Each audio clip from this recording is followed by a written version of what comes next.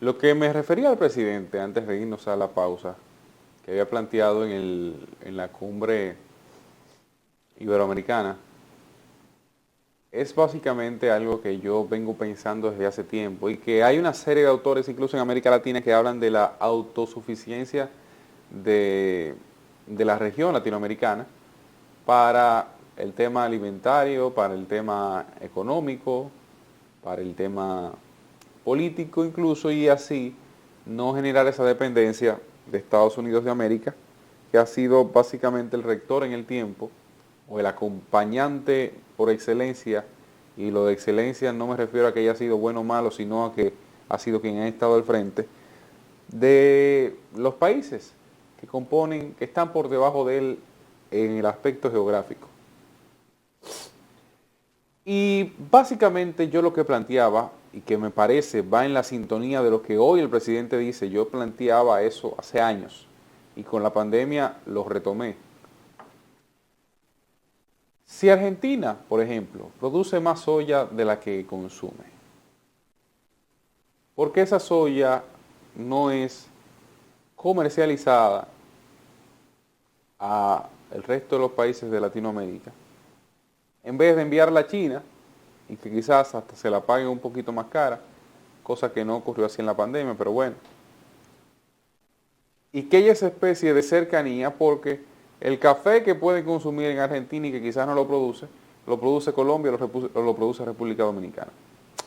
Son de las cosas que yo digo que en aspectos, en momentos como estos tan críticos, pueden funcionar más que bien en el continente. Porque aunque yo soy contrario a la importación de productos, pero de los productos que se desarrollan en un país, dígase que si en República Dominicana no se producen plátanos, no es verdad que yo me voy a oponer a la importación de plátanos. No, no, no. Vamos a desarrollar qué es lo que mejor aquí se da. El maíz, pues vamos a producir maíz y maíz por las cuatro esquinas. ¿Qué se necesita en República Dominicana? Bueno, pues desarrollamos una industria en esa dirección y utilizamos, aprovechamos quizás el desarrollo tecnológico que puedan tener en el aspecto agropecuario en los países más similares a nosotros, porque sembrar maíz en Alaska, por más buena que sea la tecnología, no le sirve a República Dominicana, porque las condiciones, por ejemplo, climatológicas no son las mismas. Entonces, quien puede darnos soporte en alguna medida es el vecino, es el que tiene condiciones muy similares a las nuestras. Entonces, a eso yo voy y ojalá eso pueda tener peso y ser bien acogido entre los gobernantes de los distintos países para poder obtener así el mejor de los resultados en el bien no solo de la República Dominicana, porque esto estamos hablando de una gestión regional. Chávez, con quien políticamente tengo o tuve diferencias en el modelo de gestión, que si la izquierda y demás, pero Chávez apostaba al fortalecimiento de ese vínculo entre los países del continente y que ese vínculo, esa cercanía permitiera la gestión en situaciones de crisis. Petrocaribe surgió, que no fue el gran acuerdo, pero que garantizó el abasto en un momento y condiciones de pago un poco más flexibles, aunque no económicas, flexibles, sirvió a República Dominicana. Garantizó que aquí no hubiese desabastecimiento. Eso es como el colmadero que le fía a usted, porque lo conoce y le tiene confianza. Que usted va y dice, mira, mándame 2 libras de arroz y 5 huevos que me llegó visita. Y él se lo va a mandar. Y ahorita se entiende. Algo así significó en ese momento ese acuerdo. Chávez tenía la intención de amarrar políticamente los votos de República Dominicana frente a organismos internacionales como la propia ONU, dado que ustedes saben que no era él del agrado de la potencia, como le llamaban, del imperialismo yanqui, como le llamaban.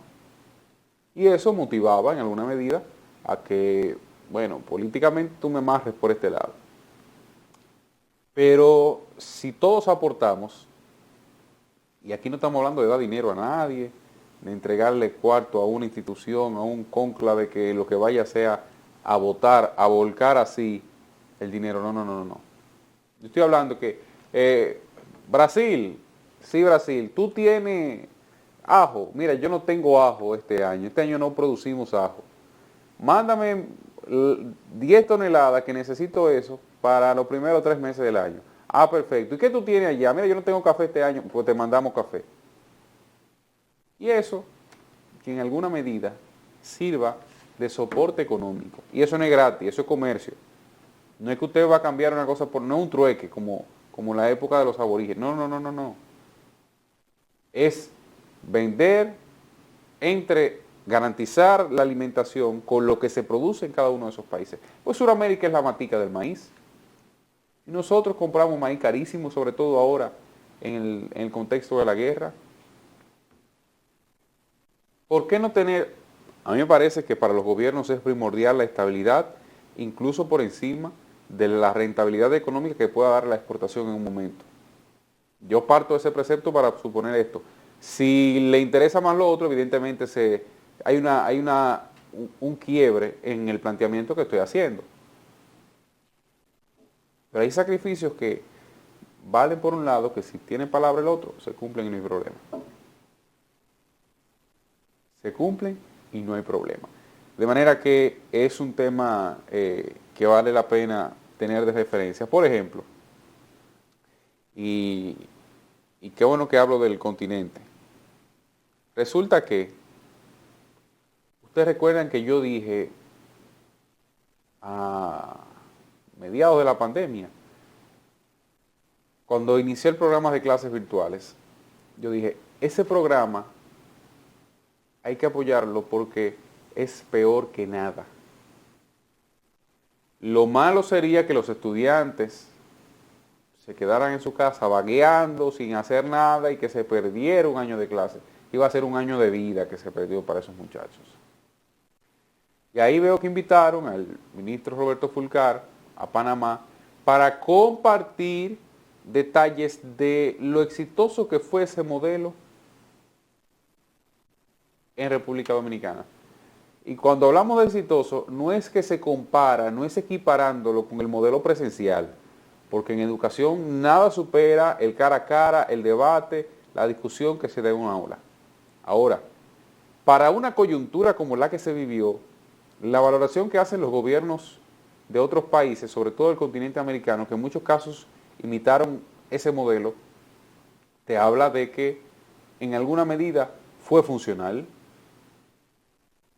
y que lo que decíamos en este espacio y en otros era correcto, que no podíamos dejar el año escolar desamparado y que la decisión de utilizar radio, televisión, internet, los profesores recibían los libros en las escuelas cuando los padres se los llevaban, etcétera, fue funcional, fue correcta y garantizó la salud en el momento más crítico de la pandemia, que era para mí de lo más importante. Que no fue el modelo, que no garantizó, por ejemplo, que un estudiante aprendiera igualito que antes. Imposible, ningún país logró hacerlo. Ahora, que nos posicionamos mucho mejor que muchos que se sentaron a esperar que la pandemia pase porque iba a pasar en 2 semanas y nunca terminó de pasar. Todavía hoy tenemos moquillo y viene como China, está trancado.